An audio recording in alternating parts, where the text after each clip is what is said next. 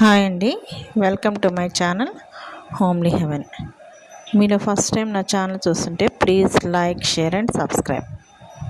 నేను ఈరోజు కొరమీను పులుసు సింపుల్గా నెల్లూరు స్టైల్లో ఎలా చేస్తారో చూపిస్తున్నానండి. ఇదైతే చాలా సింపుల్గా అయిపోతుంది, టేస్టీగా కూడా ఉంటుందండి. నేను ఈరోజు ఇంట్లో చేసుకున్నాను, మీకు కూడా షేర్ చేద్దామని చూపిస్తున్నానండి. ముందుగా నేను అల్లం వెల్లుల్లిపాయ పేస్ట్ వేసి పెట్టుకున్నాను. తర్వాత మీకు ఇంగ్రీడియంట్స్ అన్నీ నేను చూపించానండి, అవన్నీ చూసుకోండి ఒకసారి.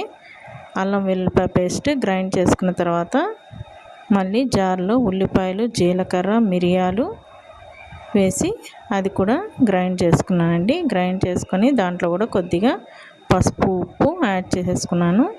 ముందుగా ప్యాన్ పెట్టుకొని దాంట్లో జీలకర్ర, మెంతులు వేసుకున్నాను. తర్వాత దాంట్లోకి ఉల్లిపాయలు కరివేపాకు వేసి ఉప్పు వేసి కొద్దిగా వేగనిచ్చానండి. వేగిన తర్వాత అల్లం వెల్లుల్లిపాయ పేస్ట్ వేసాను, ఒక 2 స్పూన్లు.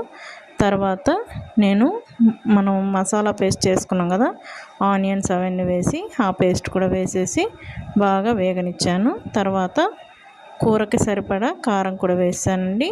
చేపల కూరకి కారం ఎక్కువగానే పడుతుంది, పులుపు కూడా ఎక్కువగానే పడుతుందండి. అందుకోసం మీ టేస్ట్కి తగ్గట్టు అడ్జస్ట్ చేసి వేసుకోండి. చింతపండు పులుసు కూడా పిండేసి కొద్దిసేపు మూత పెట్టాను.